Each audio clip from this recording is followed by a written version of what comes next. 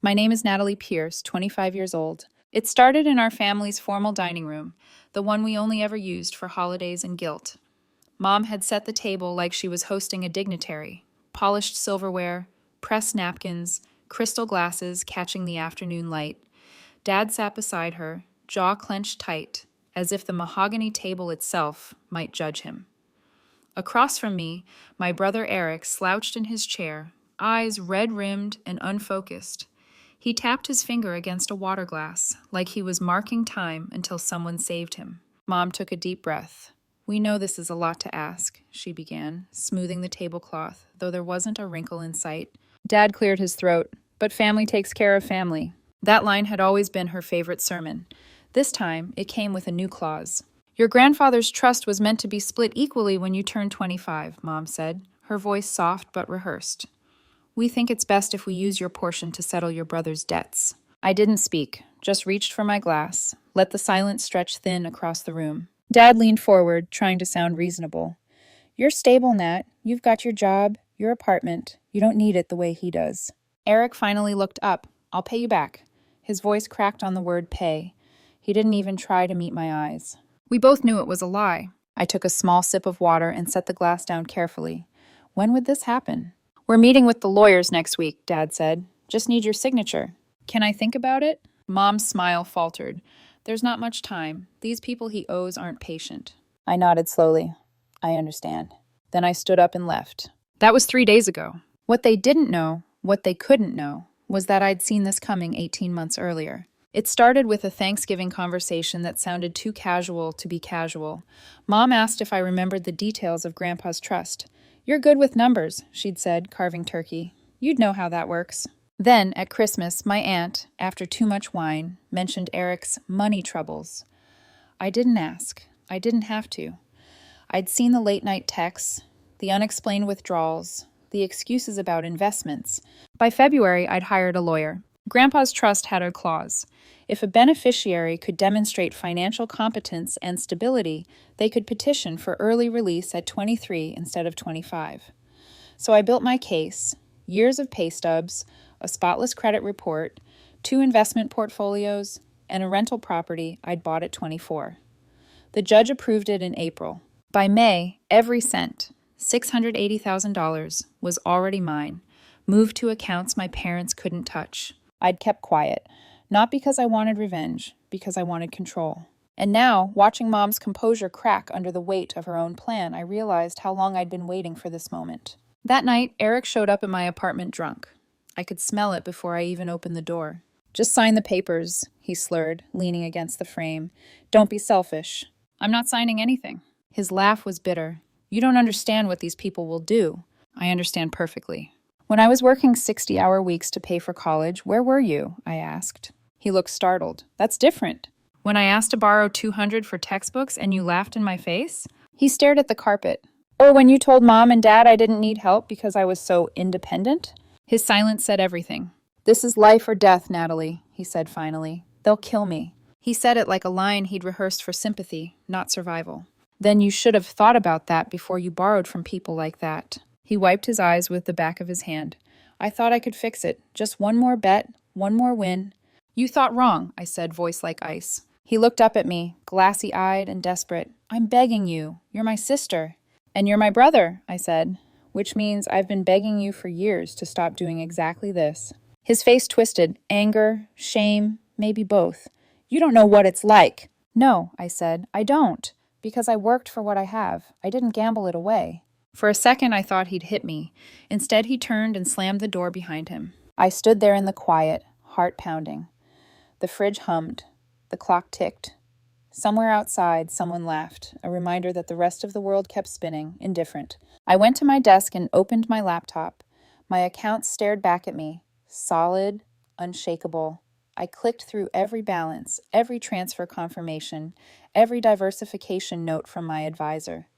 I should have felt secure. Instead, unease crawled through me like static. Mom's words echoed, "These people he owes aren't patient." What people? I'd assumed shady bookies, credit sharks. But what if it was worse? The next day, I went to work early. I couldn't focus. The numbers on my spreadsheets blurred. At lunch, my phone buzzed. 5 missed calls from Mom, 1 from an unknown number. I ignored them. That evening, I locked my apartment door and drew the blinds. For the first time in years, I double-checked the deadbolt. A car idled outside longer than necessary. When I finally peered through the blinds, the street was empty, but my pulse wouldn't slow down. I poured a glass of wine, sat on the couch, and told myself I'd done the right thing.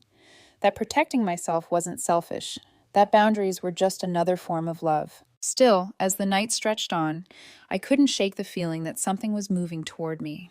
Not guilt, not regret. Something else, quiet, deliberate, and patient, waiting for me to open the door.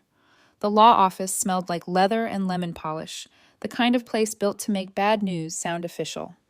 My parents sat on one side of the conference table, flanked by a wall of diplomas and an oil painting of a ship braving a storm.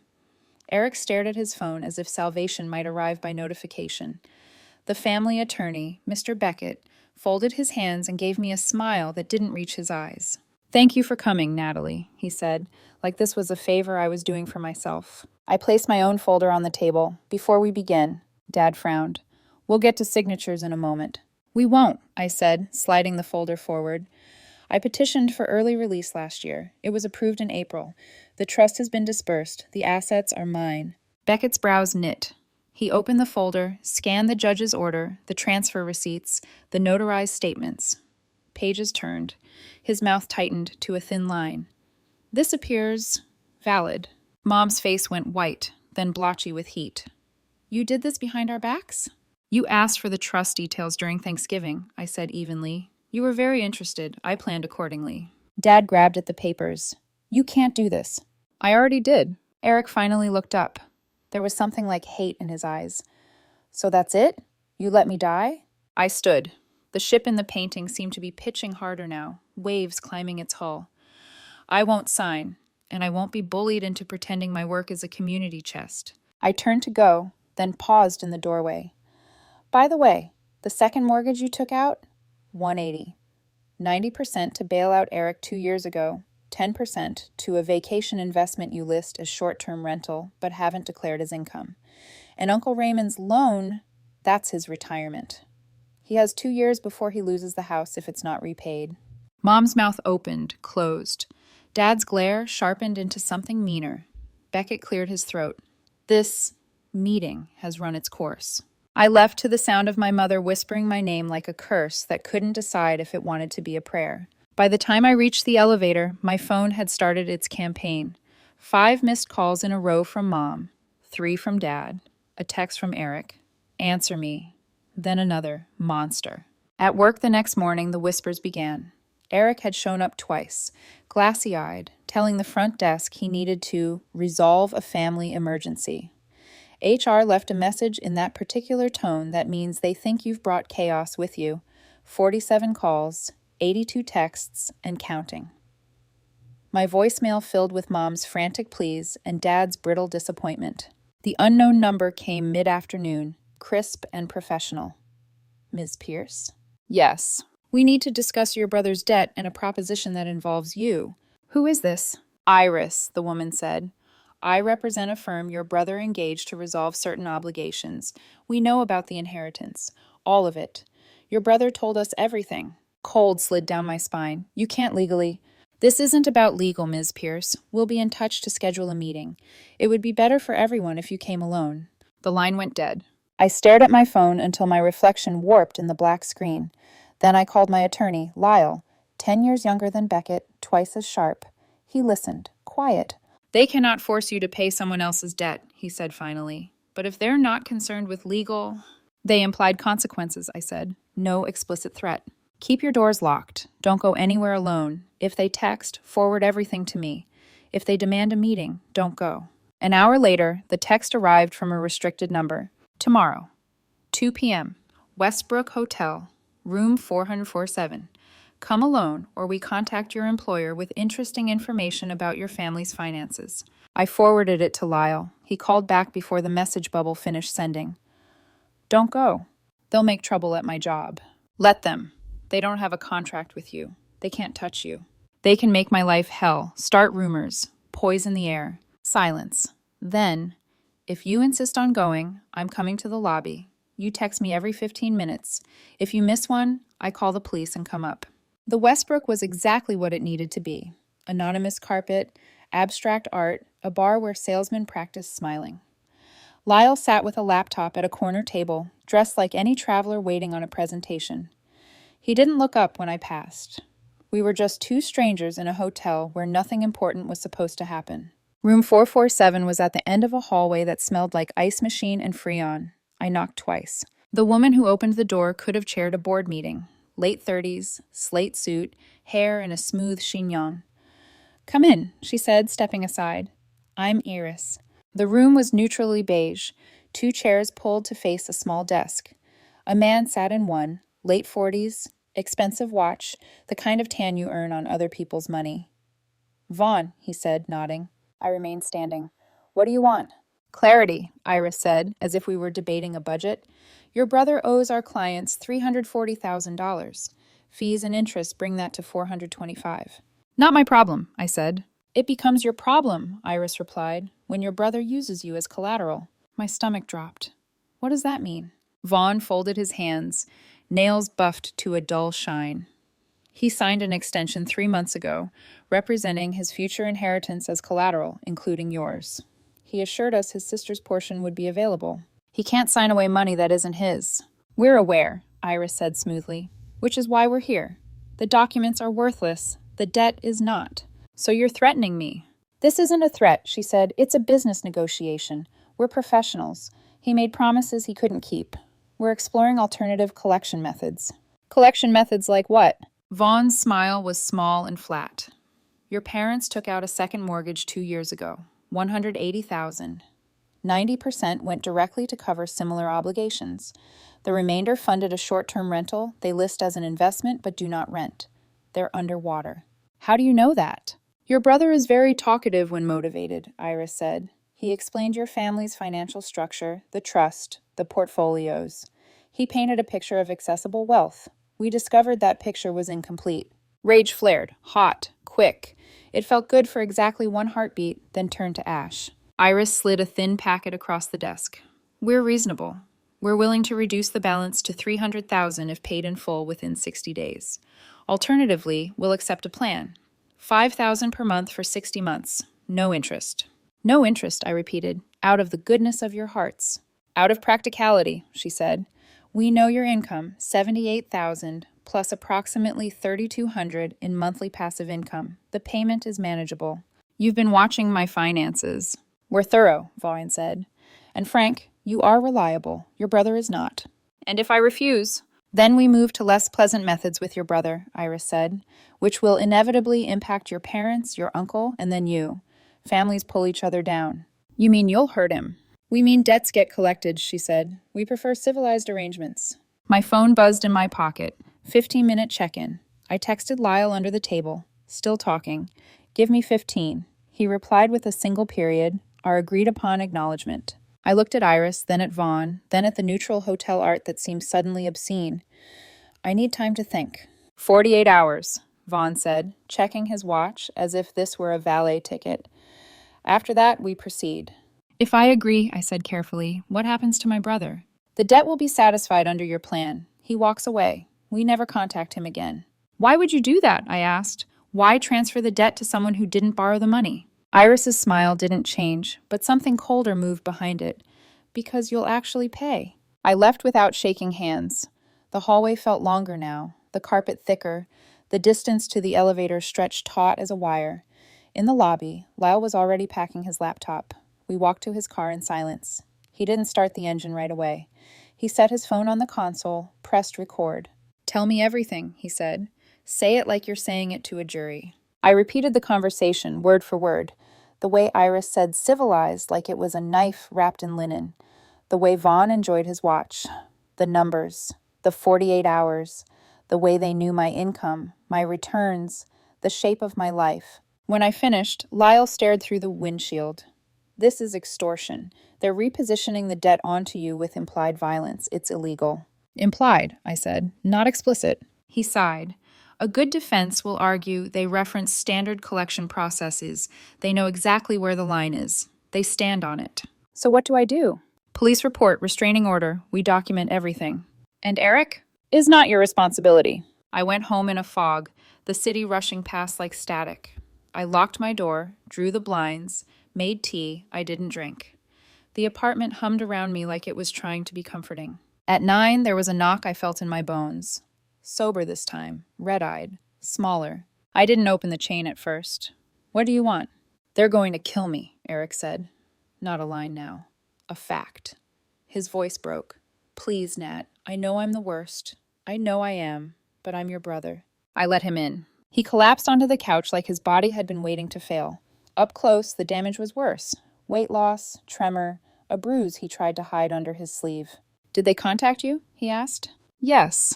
And I'm not paying your debt. He nodded as if he'd rehearsed my answer too. Then he began to cry, ugly and quiet. I thought I could win it back, he said. One more bet. I thought if I fixed it, I wouldn't have to ask you.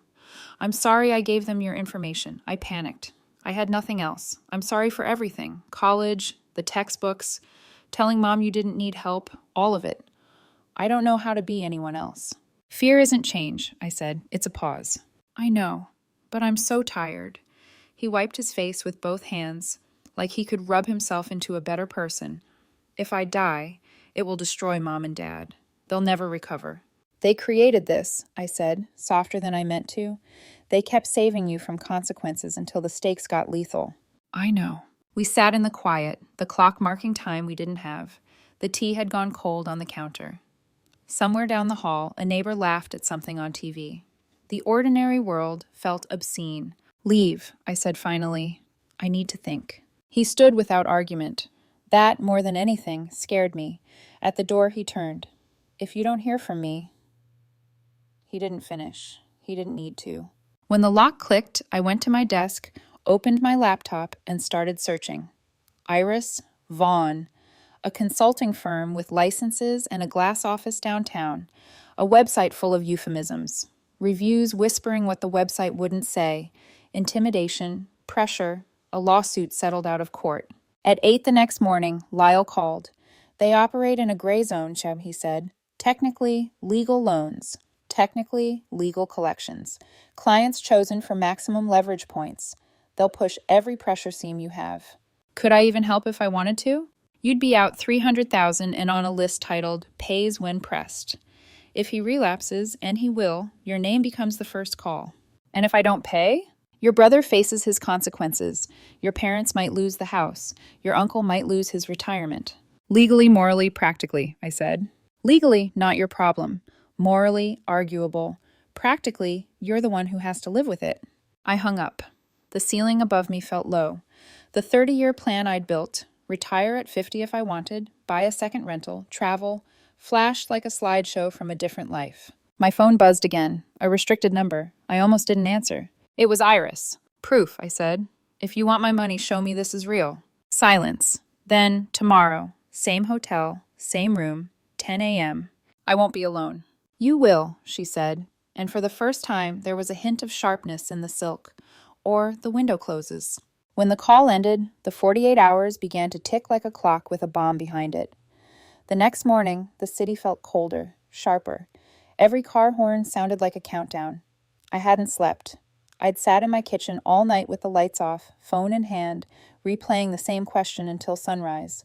What if it's real? Lyle texted at 7 a.m. Tell me you're not going alone. I have to see what they have, I typed back. You don't have to do anything. Let the FBI handle it. They said no police. If they're bluffing, I need proof. If they're not, then you'll be walking into a crime scene. He called immediately, voice low and tight. Natalie, they've already crossed a line. Meeting again gives them power. They already have power, I said quietly. I just want to know how much. He cursed under his breath, then sighed. If you're set on this, text me the moment you arrive, every 15 minutes. And don't touch anything they hand you. I won't. I hung up before he could say my name again. I didn't want to hear concern. Concern made people hesitate, and I couldn't afford hesitation. By 9:45, I was standing outside the Westbrook Hotel again. The lobby was nearly empty. Same polished floors, same scent of industrial lemon. A business conference banner hung near the elevators. Smiling faces advertising innovation. I almost laughed. Room 447 waited at the end of that same carpeted hall. I raised my hand to knock, but before I could, the door opened. Iris stood there, perfectly composed, as if she'd been waiting behind it the whole time. "Punctual," she said. "I respect that." The room hadn't changed. 2 chairs, the same desk, air thick with that bland hotel cleaner smell. Vaughn sat in the corner, scrolling on a tablet. "I want proof," I said. "Of what?" "Of what you're threatening me with, of my brother's situation. You said you'd show me it was real." Vaughn closed his tablet, stood, and set a laptop on the desk. He turned the screen toward me. A warehouse, bare concrete, harsh lighting. Eric, tied to a chair. A timestamp in the corner. The day before. His face was bruised, his shirt torn. He was shaking, sobbing, begging. Behind him stood a man whose face was blurred. I felt my knees lock. "What is this?" My voice came out quieter than I meant it to. "Proof," Iris said calmly. "We wanted you to understand the seriousness of the situation." "This is kidnapping." Vaughn tilted his head. "We're holding collateral. Very different, legally speaking." "You're insane." "No," Iris said, folding her hands. "We're business people managing risk." I couldn't look away from the screen. Eric was crying, pleading into the camera. The sound wasn't loud, but it was enough to make me feel like the room was shrinking. "He's alive," Vaughn said softly. "He'll remain alive if we reach an agreement." "And if we don't?" Vaughn closed the laptop with a click that felt like a gunshot. "Then his debt resolves itself, permanently." "You're threatening to murder my brother." "Not at all," Iris said. "We're simply reminding you that unpaid debts have natural consequences. You'd be amazed how many people misunderstand that." My hands were shaking so badly I had to shove them into my pockets to hide it. "If I pay you, let him go." "First payment by tomorrow," Iris said. "Then he walks free. Remaining payments monthly, as agreed." "And if I go to the police?" "Then your brother becomes a casualty of his own poor decisions," Vaughn said. "And our lawyers ensure this looks like a voluntary meeting gone wrong. You'll have no proof of coercion." I forced myself to breathe evenly, to think. I need time. I can't liquidate that kind of money overnight. "You have 24 hours, Iris said, not a minute more. She stood, smoothed her jacket, and smiled as if this was a quarterly report. "You're smart, Ms. Pierce. Don't let your brother's mistakes become yours." I left without another word. In the elevator, I pressed the button for the lobby 3 times before realizing it wouldn't make the car move faster. The second the doors opened, I nearly ran out into the parking lot. The cold hit me like clarity. I got into my car, closed the door, and screamed until my throat went raw. It wasn't fear anymore. It was fury. Then I called Lyle. He answered on the first ring. "Natalie?" "They have him," I said. My voice broke on the last word. "They sent me a video." "Describe it." I did. The timestamp, the warehouse, the way he looked. When I finished, the only sound was Lyle's exhale. "That's kidnapping," he said. "Federal offense. The FBI handles that." "What if calling them gets him killed?" He hesitated. "There's always risk. But if you pay them, you're funding organized crime. They'll never leave you alone. You'll become a line item on someone's income statement." "I can't just do nothing." "You won't be. We'll go to the bureau now. I'll make the call." By the time I reached my apartment, an agent named Torrance was waiting for me. Mid-40s, calm in the way people are when they've seen too much. He wore an unremarkable suit and an expression that said he'd already decided to believe me. "Ms. Pierce," he said, shaking my hand. "Let's talk." We sat at my kitchen table while I showed him the text messages, the call log, the screenshots. I replayed the video from memory, every detail etched into me. "This is interstate," Torrance said, "which means federal jurisdiction. We'll need your cooperation." "What does that mean?" "You'll meet them again. Wear a wire. Buy us time to find him. The video metadata gives us a location radius, somewhere around Newark. We're already pulling surveillance from the hotel. We'll find them." My stomach turned. "What if you don't, and they realize I called you?" "Then you'll have done the only thing that could actually save him," he said. "If you pay them, he might survive today, but he'll be dead or indebted again within the year. You know that." I nodded because I did know it. I'd always known it. But knowing doesn't make choosing any easier. That night, I stood at the window, watching the city lights blur into one another. The thought hit me like a pulse. If I do nothing, he might die. If I do something, he might die anyway. The phone buzzed again at 10:03 p.m. "Unknown number. Do you have an answer?" I stared at the screen for a long time before typing back. "Tomorrow. I'll have the money ready." Agent Torrance's team set up at dawn. They fitted the wire beneath my blouse. A tiny black dot, no larger than a button. Torrance explained how it worked. When to speak clearly, when to stall, when to leave. I tried not to think about what would happen if they were late. "You're the one buying us time," he said. "We'll do the rest." By 9:55, I was outside room 447 again, heart pounding so hard I could feel it in my wrists. The hallway was the same. Too quiet, too long. I knocked twice. Iris opened the door. "Do you have the payment?" "I need to get it from my bank," I said. "It's in investments. I need 24 hours to liquidate." Vaughn frowned. "Tivis! My bank doesn't work on your schedule." Iris looked at him, then back at me. "Fine, 24. Not a minute more." I nodded, pretending to consider it while inside my chest. The clock kept counting down. Not their 24 hours, but the FBI's. When I left, the signal crackled in my ear. Torrance's voice, steady as stone. "We've got what we need. Hold tight, Ms. Pierce. We'll find him before they ever realize the clock ran out." I exhaled for the first time all day. In that breath, I understood what survival really was. Not winning, not revenge, just staying alive long enough for the truth to catch up to the lie. The next 24 hours moved like a film running at half speed. Every second deliberate, every breath rehearsed.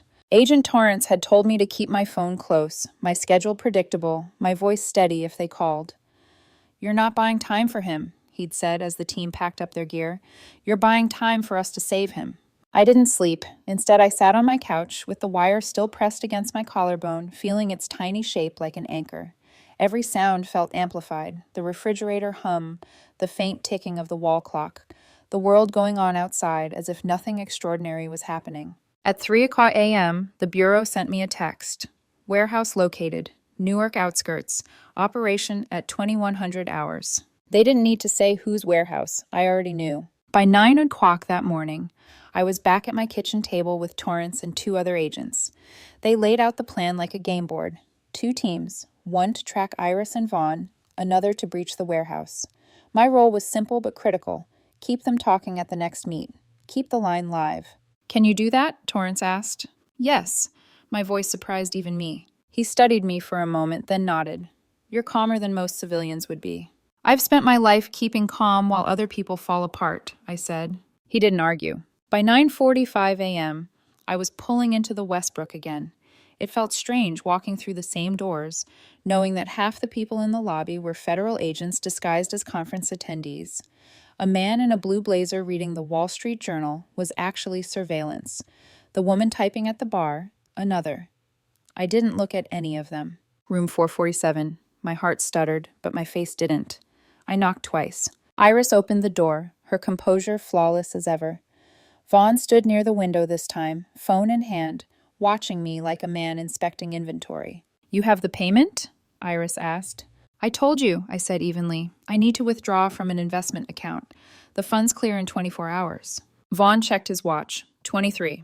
I smiled faintly. "If that makes you feel in control, fine." They didn't like that. I saw it in the way Iris's jaw tightened.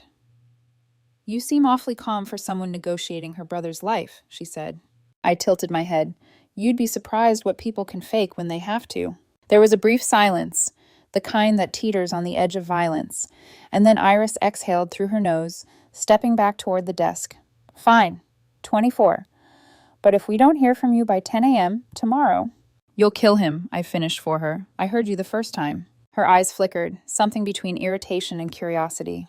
"You know, Ms. Pierce, you have a remarkable poker face. Most people cry by now. Most people haven't spent their lives watching someone self-destruct and calling it family loyalty." I saw the smallest crack in her expression, a flicker of something almost human, and then it was gone. 24 hours, she repeated. I nodded once, turned, and walked out. My pulse was hammering, but my steps stayed even. The hallway outside felt longer than ever. "Copy that," Torrance's voice murmured in my ear. "We got it all. Audio's clean." I didn't respond. I couldn't. I just kept walking until the elevator doors closed, and only then did I let my hands shake. The next 12 hours passed like a storm trapped behind glass. The Bureau moved quietly but fast, tracking Iris and Vaughn's cell signals, identifying associates, triangulating the warehouse. I wasn't allowed near the field operation, but Torrance called every few hours. "His vitals were in the video," he said during one update. "He's dehydrated but alive. We're confident he's still there." At 8:45 p.m., he called again. We're moving in. I sat at my kitchen table, the same spot where all of this had started, staring at the clock as the minutes crawled. 9:02, 9:10, 9:17. I could almost hear the creak of warehouse doors, the shouts, the chaos. At 9:43, my phone finally rang. Torrance's voice was clear, controlled, and steady. "We have him. He's safe." I exhaled so hard it felt like I'd been holding that breath for weeks. "Is he?" "Minor injuries, some dehydration, but alive. The suspects are in custody." My hand covered my mouth, but the sob broke through anyway. Relief isn't quiet. It's feral, shaking, messy. 2 days later, I stood in a hospital room that smelled like antiseptic and fear. Eric lay propped up in bed, IV taped to his arm, skin pale, but eyes open. For a moment, we just looked at each other. No words. Just the weight of everything that had almost happened. "You saved my life," he said finally, voice raw. "The FBI saved your life," I corrected. "You called them." "I did." He swallowed hard. "You could have just paid." "I could have," I said. "And they'd still be out there doing this to someone else. You'd still be you, waiting for someone else to save you next time." He turned his face away. "I'm checking into rehab. Court ordered, but I'm glad." "Good." "I know it doesn't mean anything now," he said, eyes shining. "But I'm sorry for everything." "I hope rehab works," I said softly. "But if it doesn't, if you relapse, if you borrow again, I'm done. No rescues." He nodded. "I know." That was the first honest thing he'd said to me in years. I left before he could say anything else. 3 weeks later, Iris and Vaughn pled guilty to kidnapping, extortion, and racketeering. 15 years each. Their associate, the man in the warehouse video, got 20. The story made the local news but died out fast. The public doesn't stay angry long when the victims survive. My brother's debt was wiped as part of the investigation. My parents, however, weren't as easy to erase. They called once, together. Mom's voice brittle, Dad's full of wounded pride. "You could have handled this privately," he said. "You didn't have to drag the FBI into our business." "Our business?" I repeated. "You mean the one that nearly got your son killed because you let him think someone else would always fix his messes?" Mom started crying, soft and controlled. "You've destroyed this family." "No," I said. "You did. I just stopped participating." They hung up. The silence that followed wasn't empty. It was clean. Months later, a plain envelope arrived at my door. No return address. Inside, a letter written in Eric's messy scrawl. "Dear Natalie, I don't expect forgiveness, but I need you to know that I'm trying. I'm 8 months sober. I have a job in construction. It's not glamorous, but it's real. I think about what you did every day, not what it cost me, but what it cost you to finally stop saving me. I hope someday I can be the kind of person who deserves a second chance. Not for you, for me." I folded the letter once, set it in my desk drawer, and left it there. That night, I poured myself a glass of wine, walked out onto the balcony, and looked down at the city, alive, indifferent, honest. For the first time in years, I didn't feel like I owed anyone anything. I didn't feel like a savior or a villain. I just felt free. 8 months after the arrests, my life finally went quiet, eerily, beautifully quiet. No more late-night calls from unknown numbers. No more guilt disguised as family obligation. Just stillness, the kind that felt earned. Eric stayed in rehab for 90 days. When he got out, he sent another letter. Shorter this time, steadier. "One day at a time," he wrote. "Still clean. I'm learning to sit with myself without needing to escape." I didn't respond, but I kept that one too. Mom and Dad didn't. They went nuclear after the court seized their investment property to repay Uncle Raymond's loan. Their bankruptcy filing was public record, and the whispers in our small town spread fast. To them, I wasn't their daughter anymore. I was the executioner. They called me cruel, ungrateful, heartless. I didn't correct them. For once, the silence served me better than any explanation could. Uncle Raymond, though, he surprised me. He mailed me a thank you card written in shaking script. "If you hadn't exposed them, I'd have lost my house. Thank you for protecting what I worked my whole life to keep." I read it 3 times, then set it beside Eric's letter. The contrast made me smile. One apology, one gratitude, both unexpected. Work filled the rest of my time. My promotion came through that spring, senior financial analyst. The irony wasn't lost on me. The girl accused of being selfish and calculating was now paid to calculate risk for a living. I moved into a new apartment overlooking the river. bought a second rental property. My inheritance, the one I'd protected like a lifeline, had grown to $780,000 with interest and market growth. Sometimes I caught myself doing the math on what would have happened if I'd paid. $300,000 gone. My brother still addicted. Iris and Vaughn still preying on desperate people. The story would have ended with me broke and him dead a year later anyway. Instead, he was alive, they were in prison, and I was free. Freedom, I learned, doesn't come from money. It comes from deciding what you will no longer tolerate. The first call from Mom came almost a year later. "Natalie," she said, voice brittle but rehearsed, "your father and I are downsizing. We need to talk about what happens to family heirlooms." I stared at the phone. "You haven't spoken to me in 11 months, and this is what you want to talk about?" "We thought you should have Grandma's china and the photo albums. Family history should stay in the family." My laugh came out before I could stop it. "You mean you don't want to pay for storage?" A pause. "That's not fair." "No, what's not fair is you calling now as if nothing happened. You blamed me for saving Eric's life. You told people I ruined the family." Silence. Then a whisper. "You're still our daughter." "No," I said quietly. "You're people I used to know who made bad choices and expected me to clean them up." "Family helps family," she said weakly, her favorite refrain. "Family stops helping when help becomes enabling." She didn't answer. Eventually she hung up. When I told my best friend Therese about it later, she snorted. "They'll never change, Nat. Some people see boundaries as betrayal." "I know," I said, "but I'm not changing either." "That's growth," she said, "and self-preservation." I smiled. Same thing sometimes. Months passed, and life started to feel normal. I started dating someone new, a man named Adam who worked in real estate. When I told him about my family, I braced for judgment. Instead, he said, "Good. Boundaries mean you respect yourself. That's rare." For the first time, I didn't have to explain or defend my peace. Then, one afternoon at work, a coworker cornered me in the break room. "My brother's asking to borrow 10 grand, she said, twisting a paper cup. "He says it's for an investment opportunity. I don't know what to do." "What does your gut say?" I asked. "That he's lying, that it's gambling or drugs, that I'll never see the money again." "Then don't lend it." "But he's my brother." "Exactly," I said. "He's your brother, not your dependent. You're not responsible for his choices." She blinked. "Everyone keeps saying family helps family." "Family helps family when it actually helps. When it doesn't, it's participation in their self-destruction." She looked at me like I'd handed her something solid to hold on to. "You sound like you've been through this." "I have," I said, "and I learned the hard way that the most loving thing you can do for some people is stop rescuing them." She nodded slowly, her shoulders easing for the first time all week. "Thanks." I didn't tell her about Iris or the kidnapping or the wire I'd worn that day.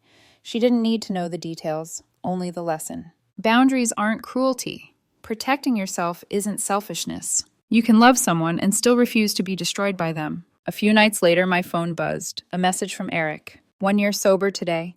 I know you might not care, but I wanted you to know I'm doing this. I'm scared every day, but I'm showing up." For a long time, I just stared at the text. The old me, the one who believed love meant fixing, would have written a long reply, an invitation to reconnect. But that version of me was gone. So I typed only 3 words, "Proud of you." And that was enough. I put my phone down and looked around my apartment. The plants thriving, the quiet hum of the dishwasher, the glow of the city outside. For the first time in years, I realized I wasn't waiting for anyone else's approval. Not my parents, not my brothers, not the world's. I'd passed the test life had been giving me all along. The inheritance Grandpa left me wasn't just money, it was a mirror, a question. Could I protect it and myself from people who saw me only as their solution? The answer was yes. Not by being cold, but by understanding that real love has limits. That sometimes the kindest thing you can do is walk away before someone drags you down with them. And that in the end, you can still hope for their healing without sacrificing your own. I poured a glass of wine, opened in the window, and let the night breeze wash over me. Somewhere out there, Eric was showing up to another meeting. Uncle Raymond was rebuilding his retirement. My parents were learning what consequences felt like. And me? I was living. Finally, completely living. Because I had learned the most radical truth of all. Sometimes the bravest way to love your family is to stop letting them break you.